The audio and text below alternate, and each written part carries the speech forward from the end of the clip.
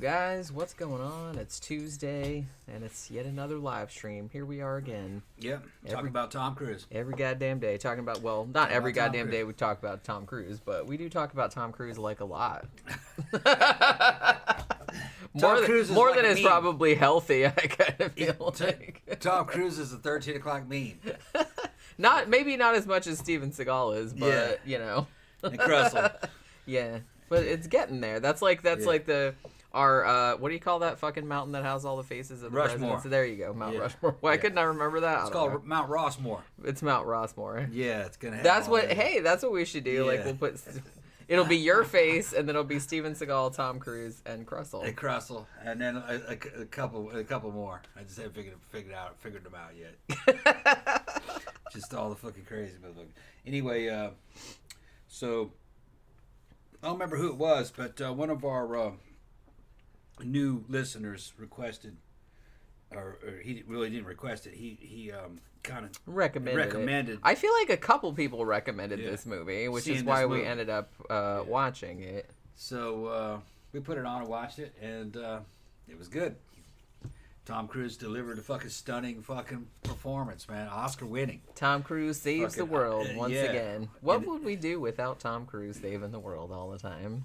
Yeah, man. O.T. Powers. O.T. Powers, that sounds like a porn name. That's gonna be my fucking porn name. You're gonna be O.T. Powers. The Scientology porn star. Yeah. Takes O.T. Powers to get that erect.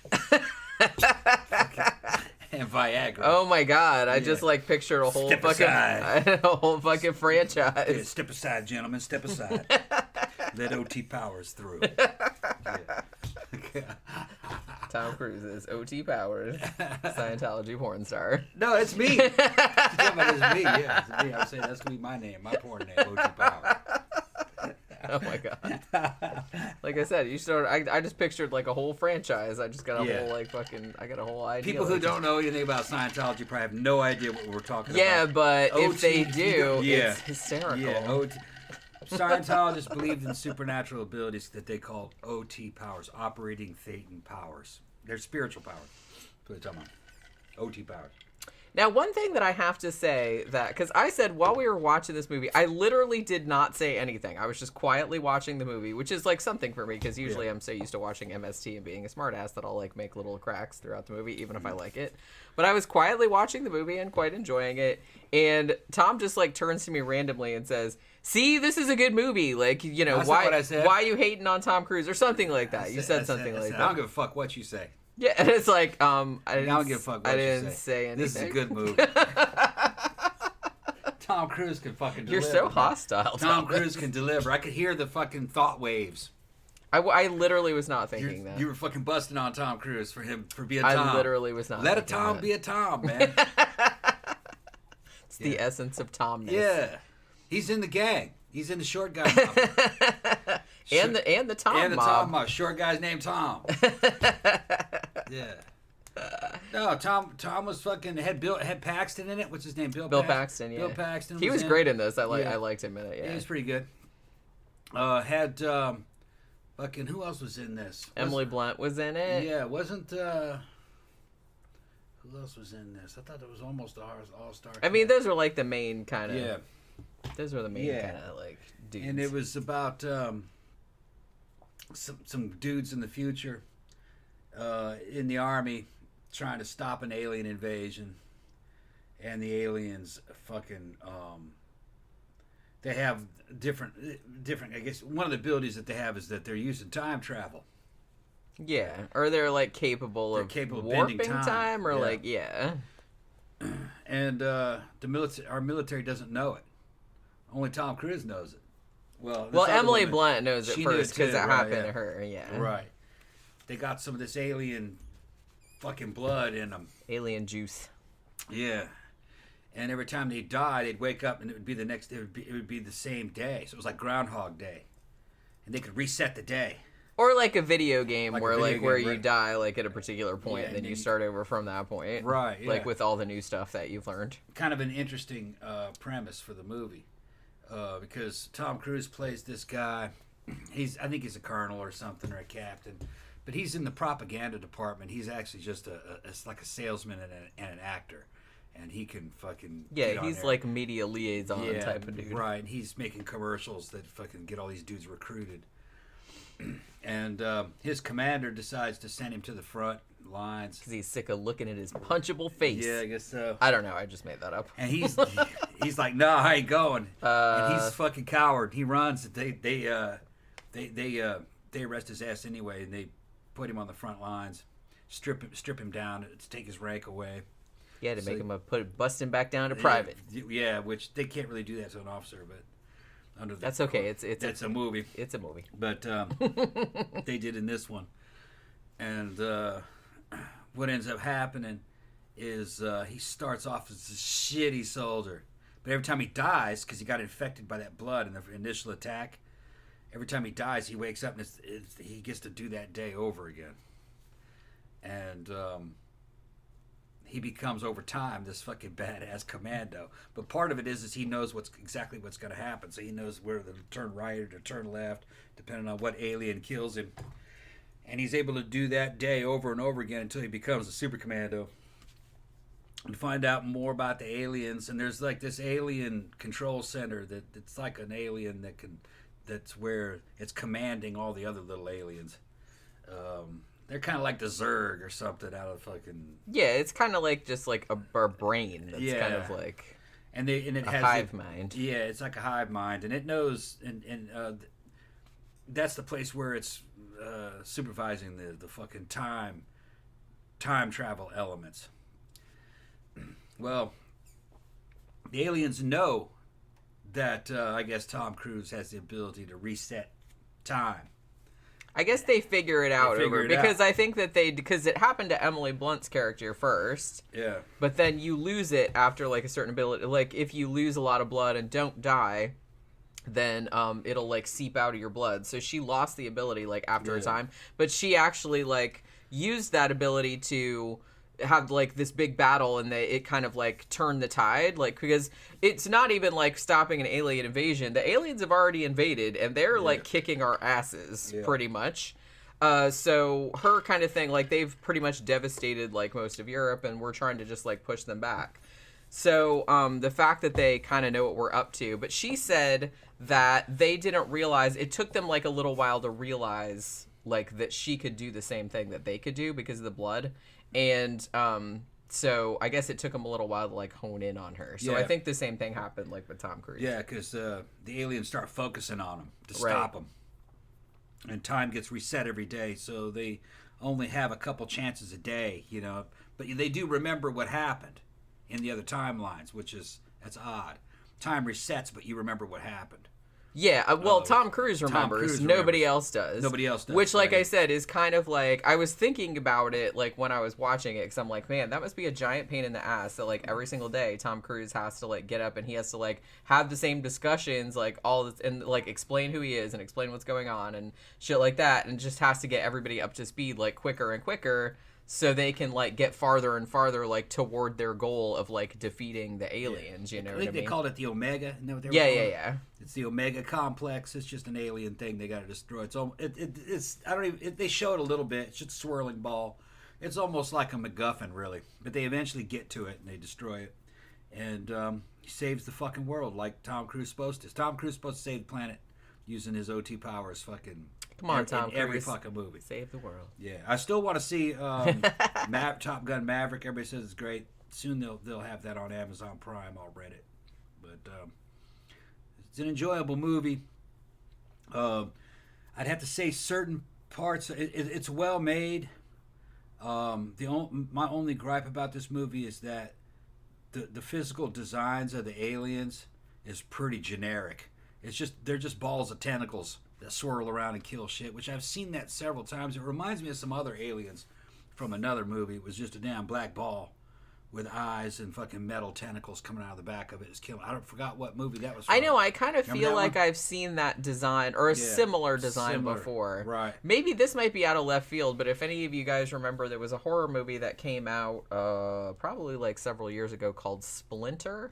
And it was kind of, I don't even remember if it was like aliens or something, but it was kind of like some kind of alien creature or something, but it was kind of like that, where it was kind of black and it just had like all these little spiky silver tentacles and shit. But yeah, it did kind of remind me of. I mean, they looked kind of cool, but generic. Yeah. Not they nowhere near as say as creative as like the xenomorph or or the fucking Yaota fucking predator looking thing. You know what I mean? I think they should have hired some dudes to come up with a better alien design. It's in general, the movie's kind of like a cross between Aliens, Starship Troopers. Yeah, it had a Starship Troopers-y kind of vibe to it, I thought. And like Caddyshack and Groundhog Day. What's his name? Bill Murray keeps waking up and it's the same day over and over. And he's doing the same thing where he's learning information that he learns every day to to figure out how to break the cycle. Right. But Tom trying Cruise isn't trying to break the cycle. He's trying to protect it. He's just trying to win the mission in this one. But other than that, man, other than a couple little weak spots in this movie, most of them not being really important because it's an enjoyable movie. Other than that, it's an enjoyable movie. Yeah, I kind of feel like the design of the aliens wasn't really like make or break because, to be honest, they weren't really like the main focus. Like you were really mostly focused on the characters and like the human struggle. So it didn't really matter like what the aliens looked like. And I kind of think too that the way the aliens moved, because they were pretty much like you said, just kind of like a ball with tentacles on it, and they usually like move so fast that you couldn't really get a beat on what they looked like anyhow. Yeah, they just jump up out of the ground, we just spin around and just cut things to pieces and then vanish. I think they were supposed to, at least like from what I skimmed over on the Wikipedia page, I think that they were supposed to be made of like glass or crystal or something like that, like which that would cut things like when they like went through it. Which I guess so. Okay. So I don't know if you knew this, but this is based on a novel that came out in 2004. It was a light novel, which I was like, what the fuck is a light novel? I guess it's like the Japanese equivalent of like a YA, like a young adult. Yeah. Okay. And it's called All You Need Is Kill. All You Need Is Kill. Okay. Yeah, and it came out in 2004, and then they released it in 2009 in the United States. So obviously in the book, I haven't read the book, but the characters are much, much younger. So because it's a YA novel. So I guess when Warner Brothers or whoever like bought the rights, they had to like up. I think Brad Pitt was actually the first choice as the main character, but he didn't do it. He didn't want to do it. What year did this come out? 2014. Okay. 2014. Okay. The thing about this, so they changed it. I guess they were gonna call it after the novel, which is called All You Need Is Kill, but I guess they did like, all the, what do you call them, like surveys and stuff like that, and people didn't like that title. Yeah. So they changed it to Edge of Tomorrow. Which is it's also known as Live, Die, Repeat. Okay. And they were thinking about making a sequel.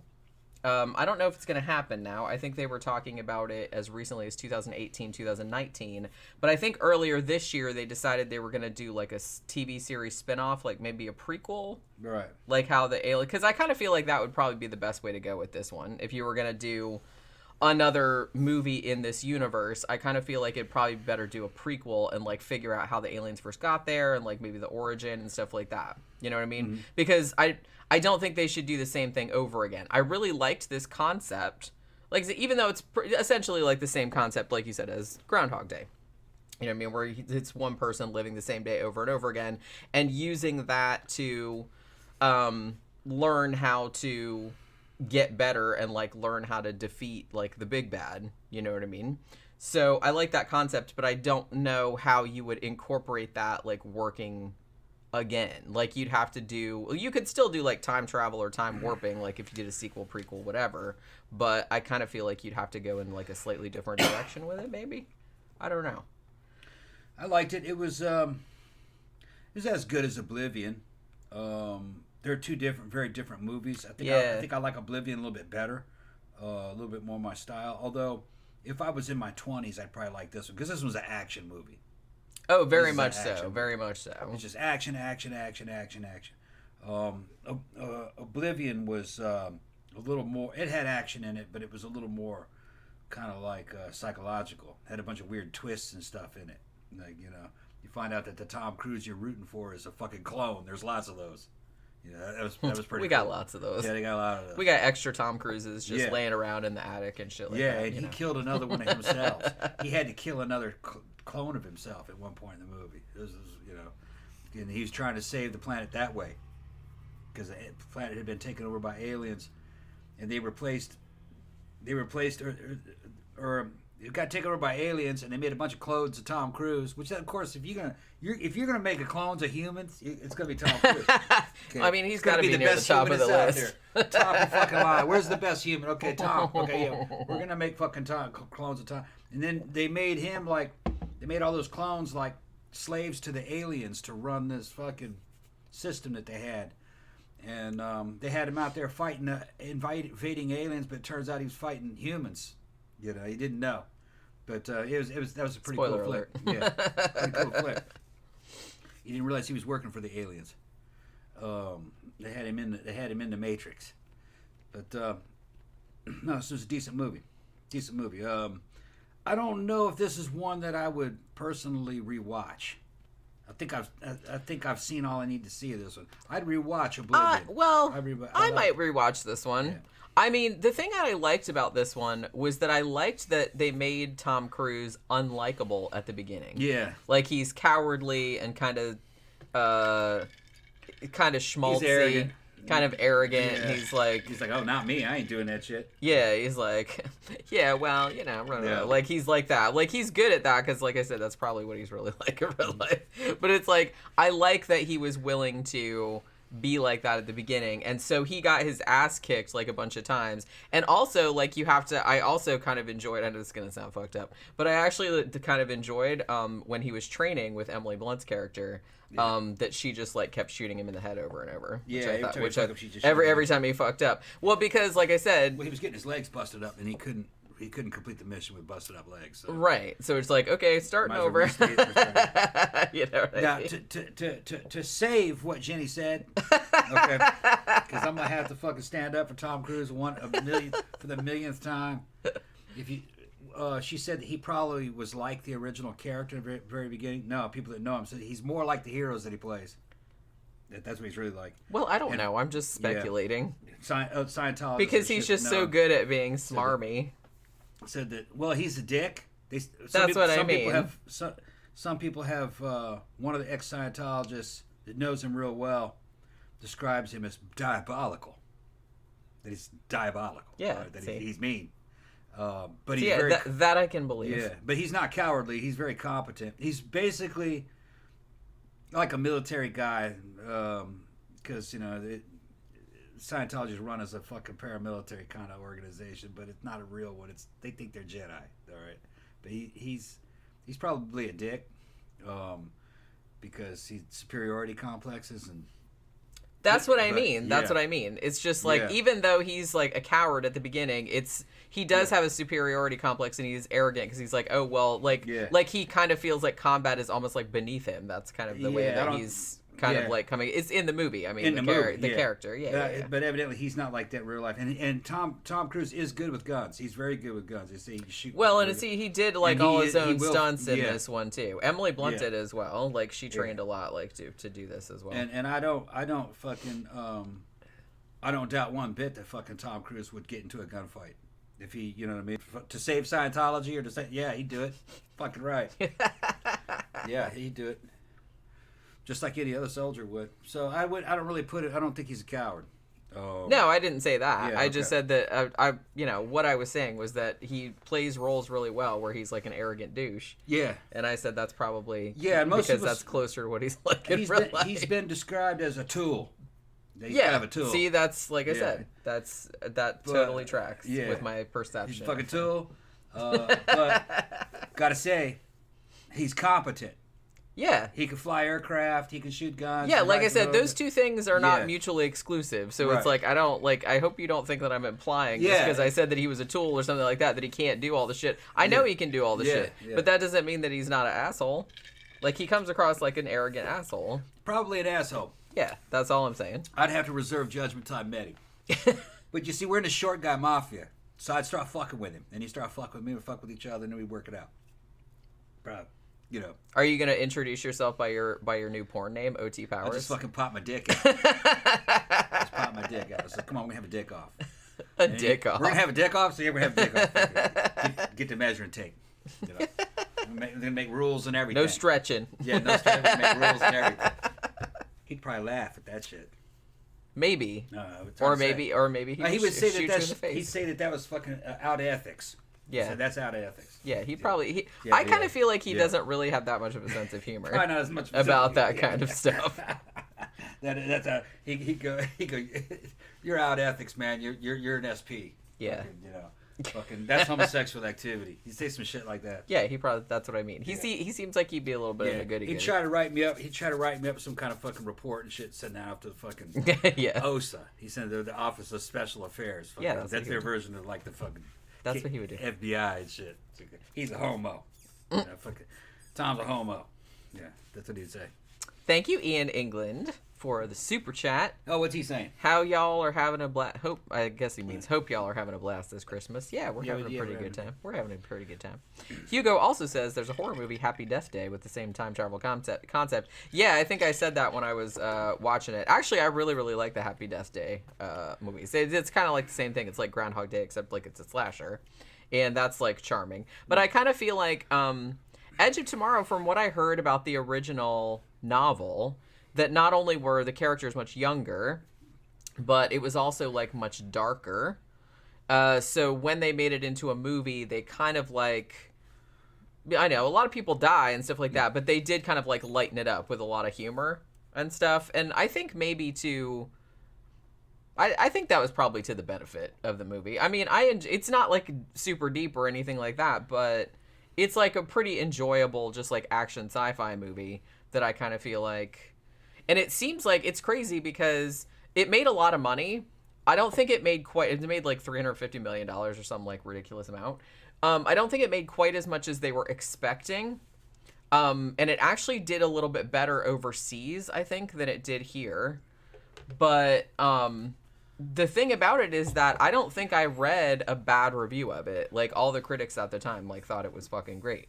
Like, and a lot of critics like picked it as like one of their top 10 movies of that year. You know what I mean? Yeah. One of the things about the movie that I thought was cool is that they had the equipment that they were using. You could tell that it was real Starship Troopers inspired, like the book, not so much the Starship Trooper movies. Yeah. Powered armor.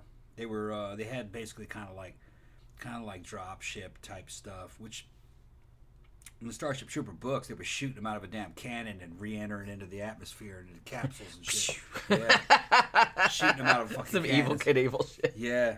From an orbital spaceship and shit. Which, you look at this and you go, man, they could do Starship Troopers again and do it a lot better than they did than that. Oh, I'm sure they'll get around to remaking it at some point. They need to do that like it was in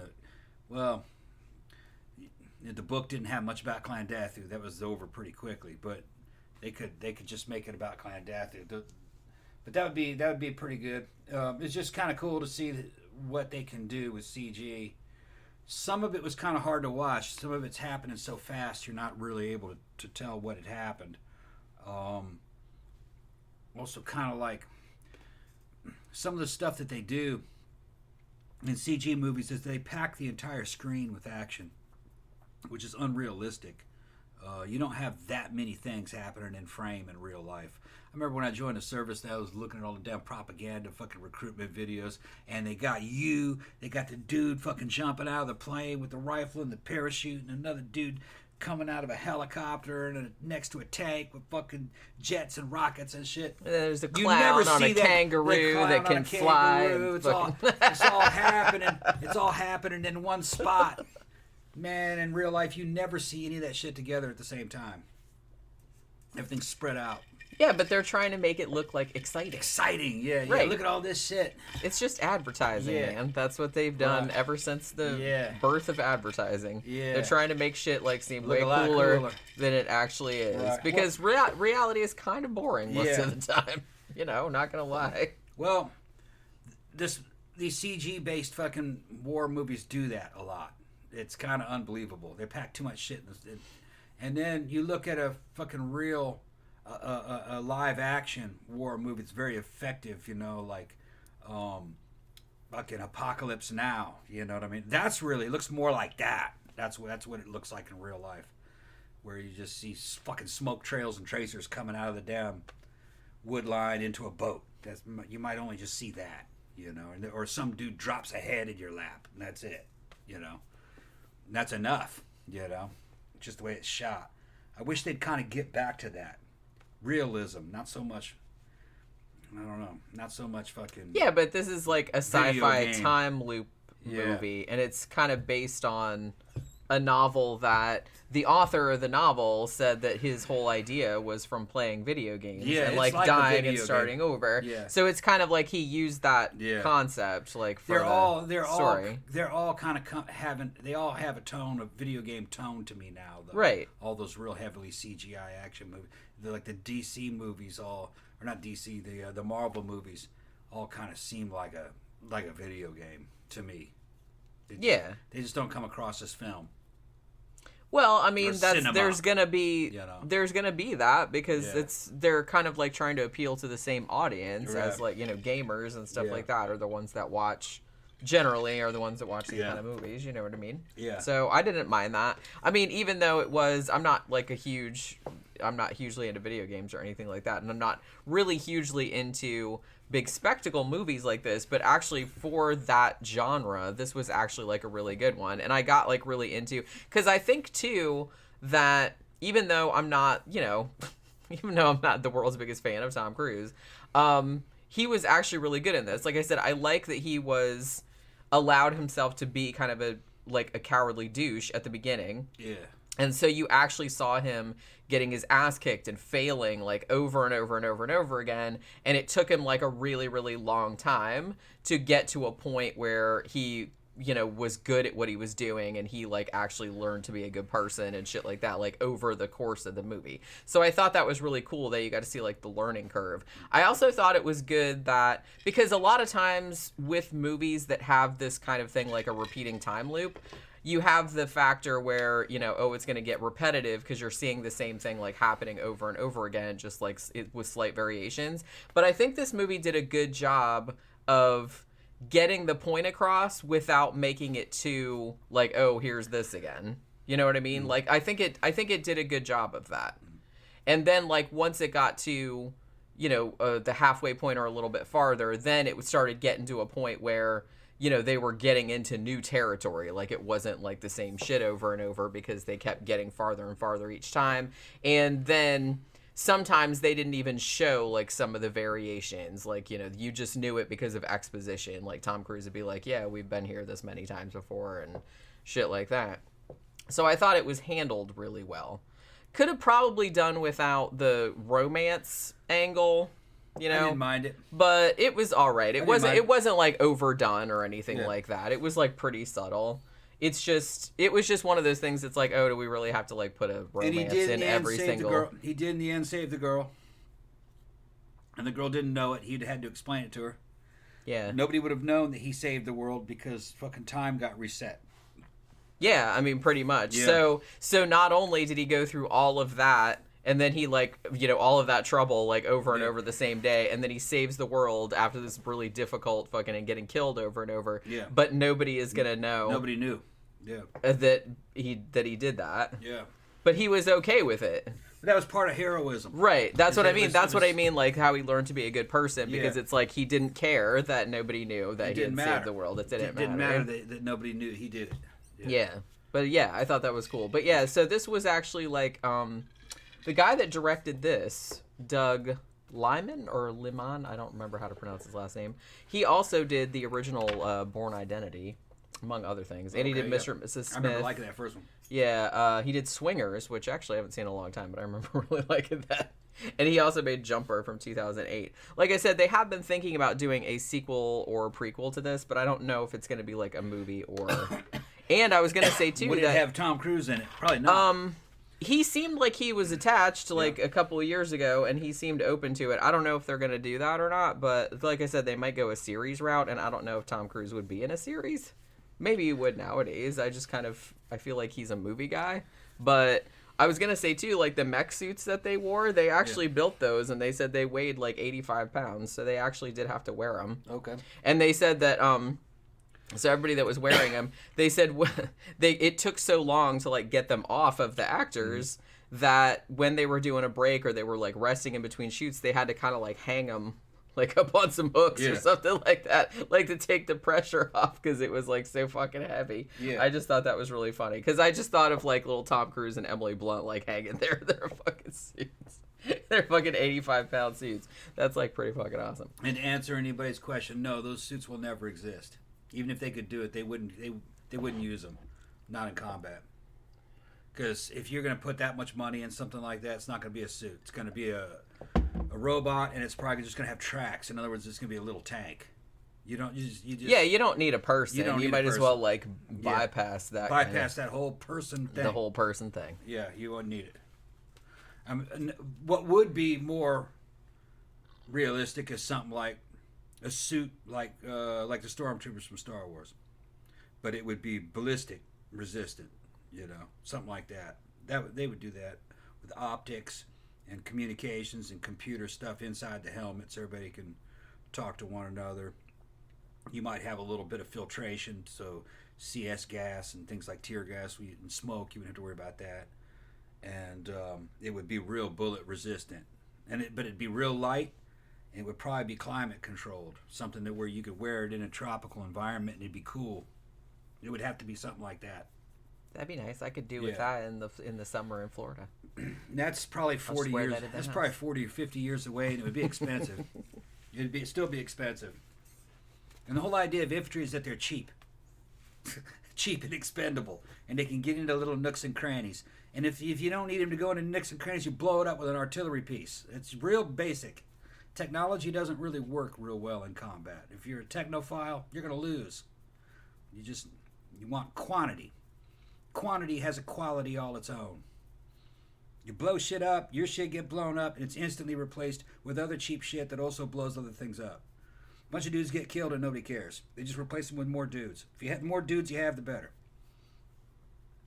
Well, I kind of feel like they did kind of like obliquely address this in this movie because, I mean, at the beginning when Tom Cruise got thrown into the battle, they were essentially kind of like, I feel like the higher ups were kind of like, yeah, they knew that the aliens were just going to kick their asses, but they just kept throwing more guys at them. Mm-hmm. You know what I mean? Even though they were all getting killed. Yeah, well, in real warfare, that's what it's like. Well, yeah, that's what I mean. So they did, that's what I meant by what they obliquely like addressed that in this movie, where they were just kind of like, yep, we're just sending everybody out there, even though they'll probably all get like annihilated. And the United States hasn't really been in a real war since Korea. Korea was fucked up. World War II in Korea. And really, Russia did most of it in World War II. They got fucking slaughtered. They killed more Germans than anything. And our war was mostly against the Japanese, and that was on islands, and that was annihilation, but it was within a limited spectrum. There were no civilians in the area, which most of the time, depending on where they were. But on those little islands, there weren't any civilians, and that's a totally different dynamic. Usually there's civilians involved. Usually. Richard Brown said, have you seen Time Crimes? I don't think so. I've heard of it, but I don't think I've ever seen it. Ian England said, Tom, I'm with you on the lack of realism in a lot of war movies. They make so many decisions and make no tactical sense. Yeah. Like I said, I mean, I'm willing to suspend my disbelief in movies just because, as long as it's not like egregious, just because, like I said, real life usually doesn't look that cinematic and it looks kind of like boring. So I'm willing to like let them just be like, yeah, it's not entirely realistic, but they're going with what looks better or what's more exciting or interesting or whatever. So that's fine with me. And honestly, like I kind of feel like the big battle set piece that happens in this movie, like toward the beginning, like where they're all like on the beach, like storming the beach, and they're just getting their fucking, you know, they're getting torn out of the frame by all the fucking aliens. They kind of based that a little bit on D-Day, you know. They wanted to, like, and they wanted that kind of like look to it as well, like where the aliens were coming. But it's like, that was kind of funny the way you know, he would like every go around, like sometimes he would save that guy that like got hit by the fucking the transport plane that fell, and sometimes he was like, fuck it, I'll get him like next time, you know what I mean? Well, there were so many of those guys getting killed, right? Didn't matter if that one lived or not. Right. And then, well, because the thing about it, because I'm sitting there wondering, because they're like, okay, well, the go around where he actually gets to the end, like, and fights the big boss, because like I said, it's kind of like a video game. So the version where he actually gets to the end, whoever died in that version would be dead in real life. Mm-hmm. But if he got killed and then had to start over again, then he had like the opportunity to like save different people, because I think somebody somewhere did the mathematical calculation about how many times it would have taken him like to get through all of these possibilities and stuff. I don't even remember how much. It was like some ridiculous amount of time. I think I would have gone crazy like living the same day over and over that many times, but you know what I mean. He was determined, so he just got through the whole thing. But oh my goodness. What's up? Hello. She jumps up. Hey, what are you guys doing?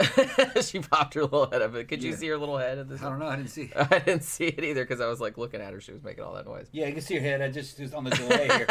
little head popping up. Little head popping up. Yeah. Hey, what are you guys doing? Yeah. Man, she was like, I don't know what her deal was last night, but she just did not want to leave Mama alone. I rolled over the middle of the night. She was on her side, and Pookie was standing on her shoulder, just standing. Yeah. I said, get down. She just looked at me like, no. No, I'm standing on Mama. Yeah. Just, fucking funny. I think she slept between my feet like almost all night, and like she came up and like slept on my chest too for a little while, which she doesn't usually do. She's a big girl. She likes to sleep on her own. She usually sleeps in the little bowl, the little fuzzy bowl in her cat tree. That's where she usually sleeps. She doesn't usually sleep in the bed with us, but I don't know why she did last night. It was cold last night, but it wasn't colder than it was the night before that. So I don't know what the deal was. But yeah, so this was actually like a pretty damn good flick, I thought. Now we rented this, right? Like did we pay to rent this? Yeah. Okay, so it was like $3.99 or however much it was on Amazon Prime. Yeah. But it is. I really liked it a lot. And like I said, that's a lot coming from me because this isn't my preferred genre and it's not my preferred actor. But I thought it was like a cool concept, and I really liked. I don't know. I just really liked the way they pulled it off. I thought it was like really entertaining.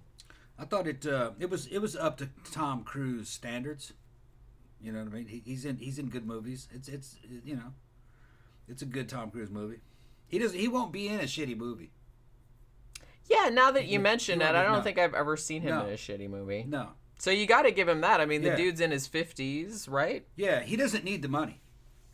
Yeah, you know, he's got money, but he doesn't really. So he go, no, I'm not gonna be in that movie. He can afford to like pick and choose. Yeah. Yeah, I mean, he's been he was in The Mummy, and you liked that movie, I didn't like I liked the movie.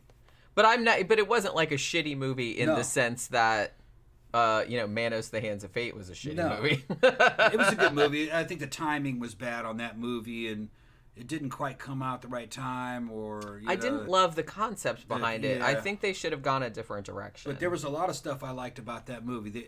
I think they were trying to do like the MCU, but with the monsters. With the monsters. And I think it could have worked, but there was just... there just wasn't enough buzz, I guess. People weren't that interested in it. Well, and like I said, I kind of felt like they were going too much. They were leaning too hard into the MCU direction where they were trying to make it more like a generic action movie. I'm like, we've already got tons of those. We've already got lots of franchises. Like, do something different. Should have been a spooky movie. That's what I'm saying. Yeah. They should have made it more like a horror movie. Yeah. And I said that before, because if you're just going to just make like a generic, if you're going to turn The Mummy into just like a generic big sci-fi action movie, it's like, we've already got like loads of those. Yeah. You're right. That's probably what it was. Yeah, it didn't do enough to like distinguish itself. And so I was like, so you're turning off like your main, audience of like people like me that are into horror movies or wanted to see like a new take on the Universal monsters, but not as a sci-fi action movie. Because like I said, if I wanted to watch a sci-fi action movie, I watch a sci-fi action movie. Russell Crowe was in that, and he was fucking Dr. Jekyll. Yeah. He was like the only part of that movie I liked. He's fucking talking. And I liked the look of the mummy, the woman. Yeah. I liked that. I liked the look. She looked cool. But he's talking and fucking he starts turning into Hyde, and I'm going, yeah, that's right. You know what I mean? Fucking. And, that's what we were watching that movie. I said, oh my God, he's like you, Tom. Yeah, that's right. Man.